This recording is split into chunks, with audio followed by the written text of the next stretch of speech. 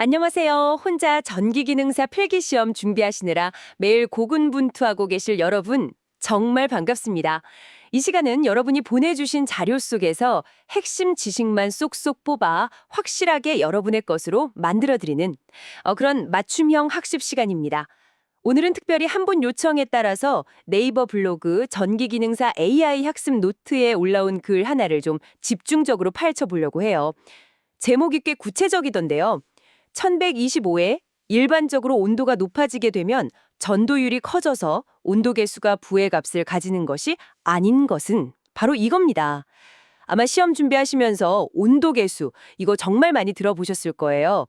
특히 어떤 건 온도가 오르면 저항이 커지고 어떤 건 또 작아진다고 해서 좀 헷갈렸던 경험 다들 있으시죠? 이번 시간 목표는 아주 명확합니다.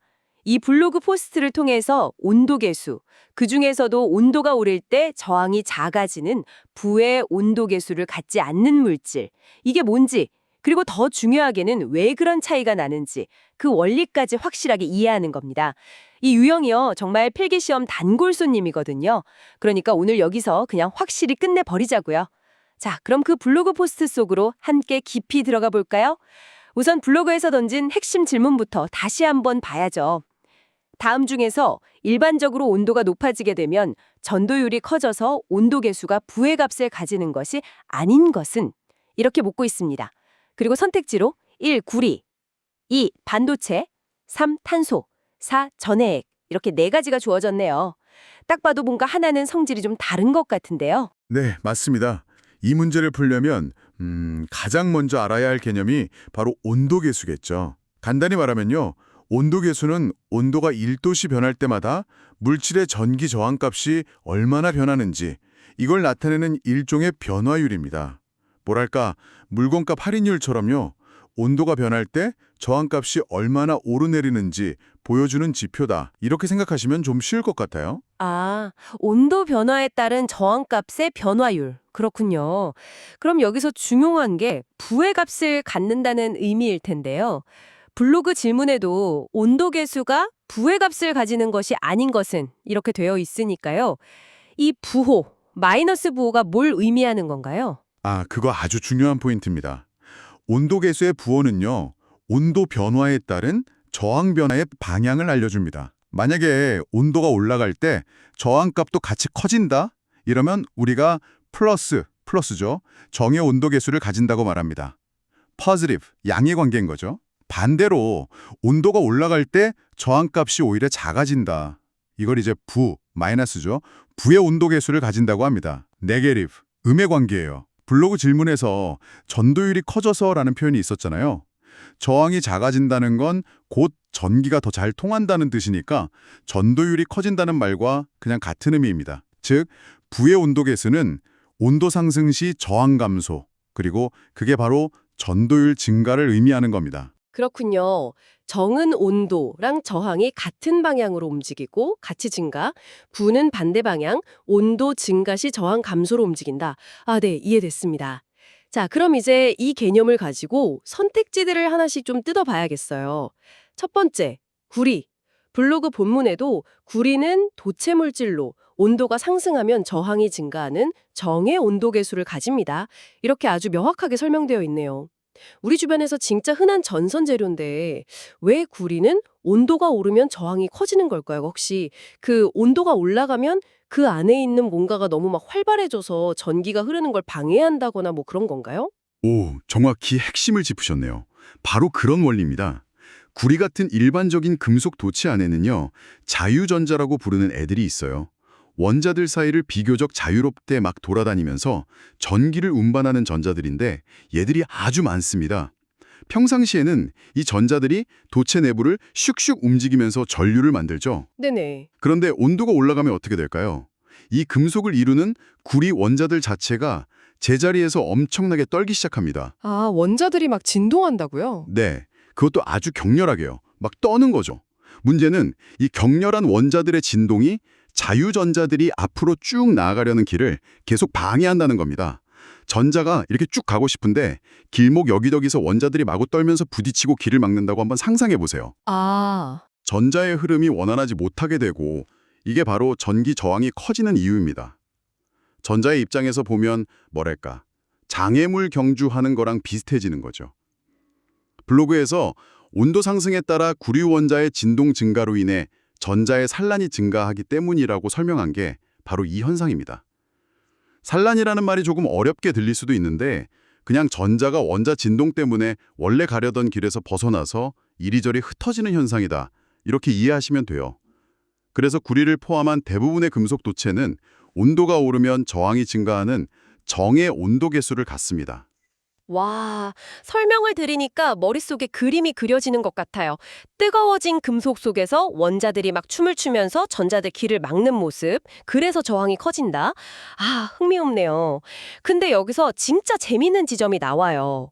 구리는 그런데 나머지 선택지인 반도체, 탄소 전해액, 얘네는 정반대라는 거잖아요. 블로그에서도 반도체, 탄소 전해액 등은 온도가 상승하면 전도율이 증가하여 저함이 감소하는 부의 온도 계수를 가집니다. 이렇게 딱 잘라 말하고 있고요. 아니 똑같이 온도가 올라가는데 왜 이 친구들은 오히려 전기가 더 잘 통하게 되는 거죠? 구리랑 도대체 뭐가 그렇게 다른 걸까요? 바로 그 다른? 이게 핵심입니다. 이 물질들이 전기를 전달하는 방식, 그러니까 전기 전도 메커니즘 자체가 금속하고는 근본적으로 다릅니다. 금속처럼 원래부터 자유전자가 풍부한 상태가 아니거든요. 하나씩 좀 자세히 들여다보죠. 먼저 반도체하고 탄소를 같이 볼게요. 이 물질들은 평상시에는 전자가 원자에 비교적 좀 단단히 묶여 있거나 자유롭게 움직일 수 있는 전하 운반자의 수가 금속에 비해 매우 적습니다. 그래서 평소에는 전기가 잘 안 통하는 편이죠. 그런데 여기에 온도를 높여서 에너지를 가해주면 어떤 일이 벌어질까요? 마치 겨울잠 자던 동물 깨어나듯이 원자에 묶여있던 전자들이 에너지를 흡수해서 그 속박에서 벗어나 자유롭게 이동할 수 있는 자유전자가 됩니다. 또는 전자가 빠져나간 빈자리, 이걸 전공이라고 하는데요. 이 전공도 마치 양의 플러스 전하를 띤 입자처럼 이동하면서 전기를 운반하는 역할을 해요. 아, 그러니까 온도가 올라가면 오히려 전기를 운반할 수 있는 선수들, 그러니까 전자나 전공의 수가 늘어나는 거군요. 정확합니다. 온도가 높아질수록 전기를 실제로 운반해 줄 수 있는 전하 운반자의 수가 아주 기하급수적으로 늘어나는 효과가 발생합니다. 물론 이 물질들도 온도가 오르면 원자 진동이 심해져서 전하 운반자의 이동을 방해하는 효과가 없는 건 아니에요. 있긴 있죠. 하지만 반도체나 탄소의 경우에는 이 방해 효과보다는 전하 운반자 수가 폭발적으로 늘어나는 효과가 훨씬 더 크기 때문에 결과적으로는 온도가 오를수록 전기가 더 잘 통하게 되는 겁니다. 전하 운반자가 많아지니까 저항은 감소하고 전도율은 증가하는 거죠. 뭐랄까 비유하자면 좁은 도로에 차가 좀 많아져서 막히는 효과보다 아예 새로운 도로, 전하 운반자가 여러 개 생겨서 전체적인 교통 흐름이 좋아지는 거랑 비슷하다고 할 수 있겠네요. 그래서 반도체와 탄소는 부의 온도 계수를 갖는 대표적인 예가 되는 겁니다. 와, 이해가 쏙쏙 됩니다. 원자 진동 때문에 방해는 되지만 그것보다 전기를 나를 수 있는 입자 자체가 늘어나는 효과가 훨씬 더 커서 결국 저항이 줄어든다. 아하, 그렇다면 마지막 선택지인 전해핵은 또 어떤 원리인가요? 그 소금물 같은 액체 말이죠? 네. 전해액의 경우엔 전기를 운반하는 주체가 또 다릅니다. 금속의 자유전자나 반도체의 전자전공과는 달라요. 바로 이온입니다.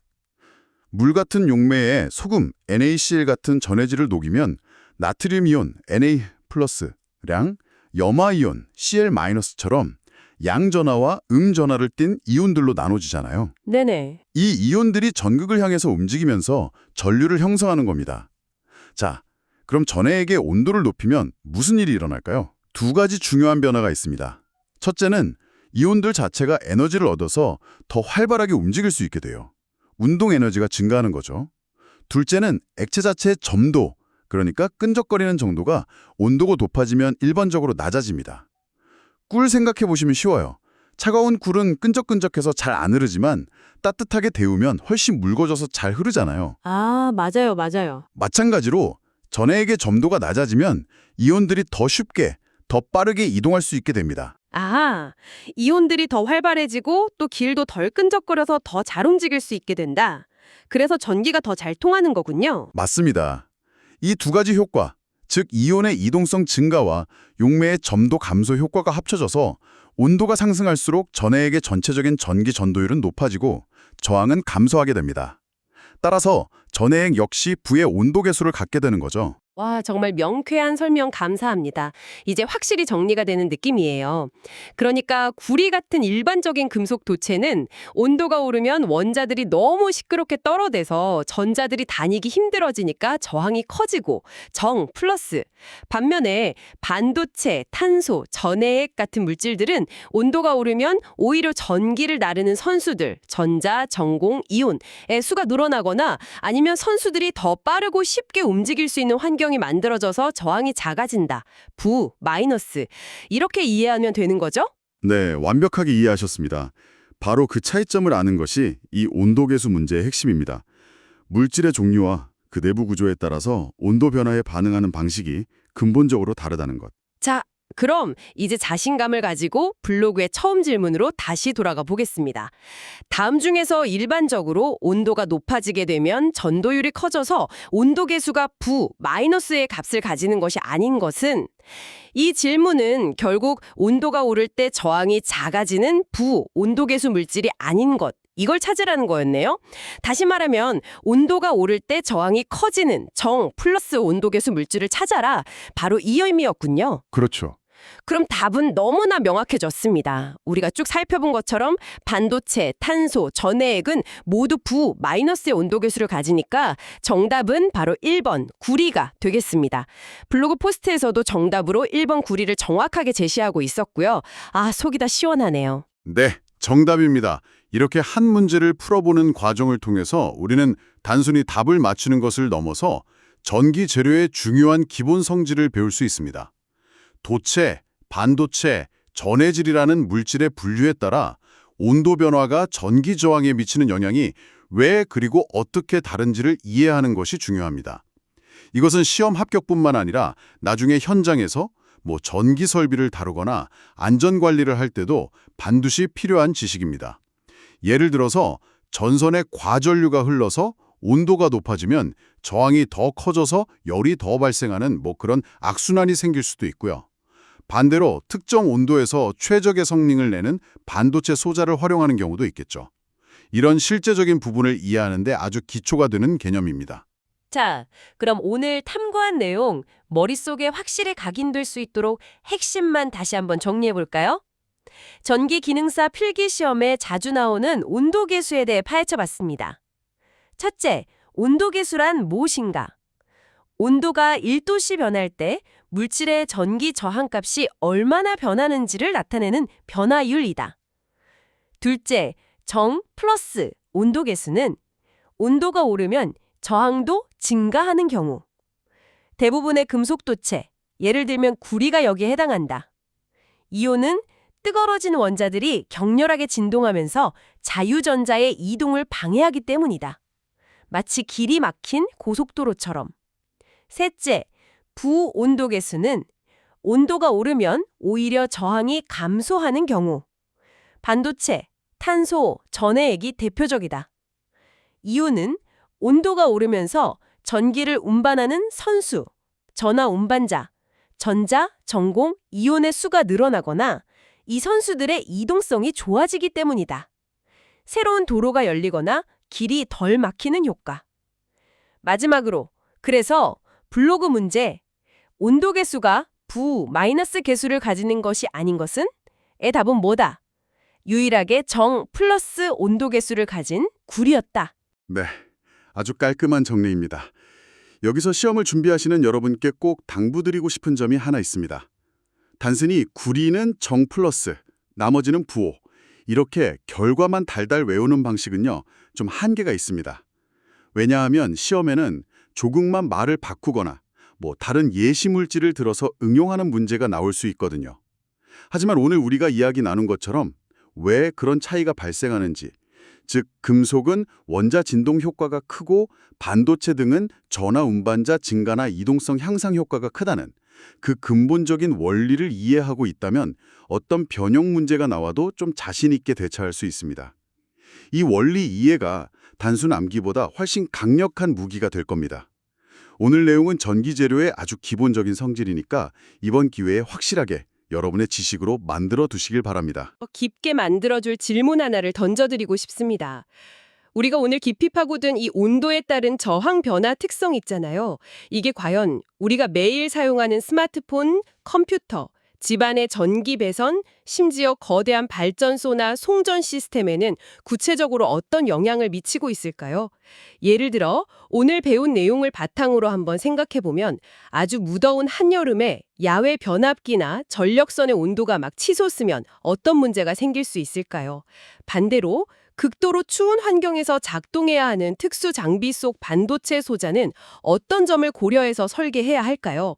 오늘 배운 지식을 여러분 주변의 실제 세상과 한번 연결해보는 그런 생각의 고리를 만들어 보시면 학습의 재미도 커지고 이해도 훨씬 깊어질 겁니다. 오늘 저희가 준비한 깊이 있는 이야기는 여기까지입니다. 전기기능사 시험 정말 쉽지 않은 도전이지만 오늘 함께 나눈 내용이 여러분의 합격에 조금이나마 도움이 되었기를 진심으로 바랍니다. 포기하지 마시고 끝까지 힘내시길 응원합니다. 다음 시간에 더 유익하고 흥미로운 내용으로 다시 찾아뵙겠습니다.